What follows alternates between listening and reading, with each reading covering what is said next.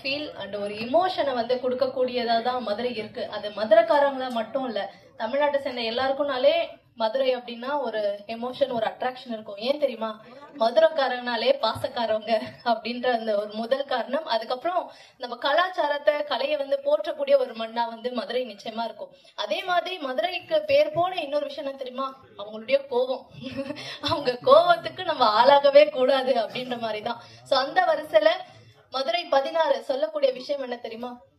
பணமும் பதவியும் இருக்கிறவங்க நான் நினைச்சத செய்வேன், நான் நினைச்சா அது நடக்கும் அப்படின்னு ஒரு வெறியோட இருந்தீங்கன்னா அவங்க எல்லாருக்குமே சவுக்கடி தரக்கூடிய ஒரு படமா நிச்சயமா இந்த மதுரை 16 படம் இருக்கும். அப்படிப்பட்ட படத்துடைய ட்ரெய்லர் பாடல்களை இப்ப நம்ம பார்க்கலாம்.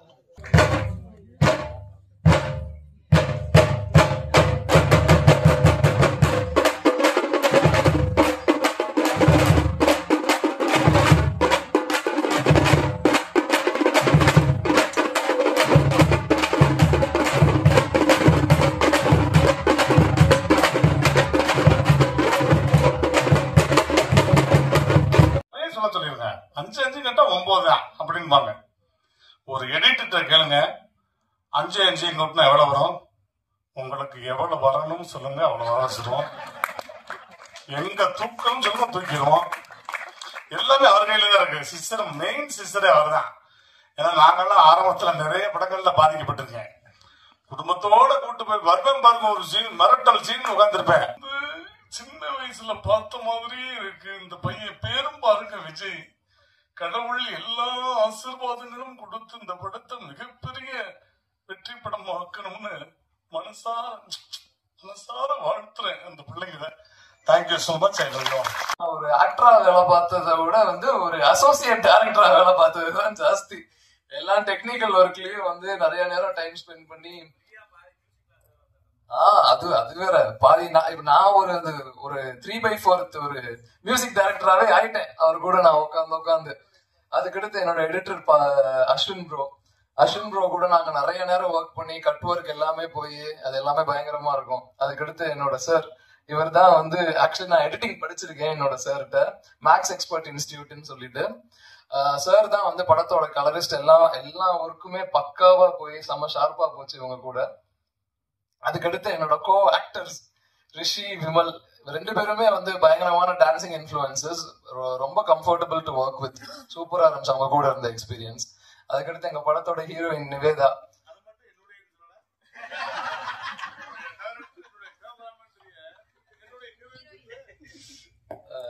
அண்ணன் வேண்டுகோள்னா என்னுடைய ஹீரோயின் நிவேதா தினேஷ். எல்லாரும் மதுரைக்காரங்க சார். மதுரைக்காரங்க சொல்லும்போது அந்த பாசக்காரங்க இல்ல சரி வந்துருச்சு. சரி நாளைக்கு காலைல ஊருக்கு போய்க்குவோம் அப்படின்ட்டு நினைச்சேன். பேசி முடிச்சு கிளம்பலாம் போல இருக்கு. ஆக்சுவலி இந்த விழாவை வந்து நீங்க மதுரையிலே வச்சுக்கலாம் சார். ஏன்னா இங்க நான், ராஜன் சார், அன்பு செல்லியன் சார், நீங்க உங்க சேர்க்க மாட்டேன்.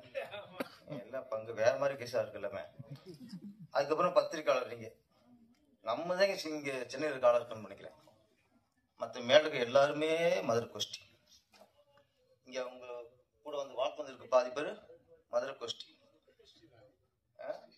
கோஷ்டி தான். அப்ப இது எதுக்கு நீங்க இங்கே வைக்கிறீங்க? நீங்க அங்கே வச்சுதான் செலவு மிச்சம் உங்களுக்கு.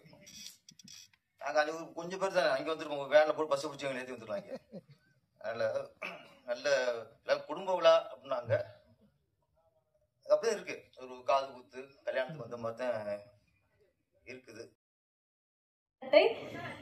சிறப்பு விருந்தினர்கள் வெளியிட மதுரை 16 படக்குழுவினர் பெற்றுக்கொள்வார்கள்.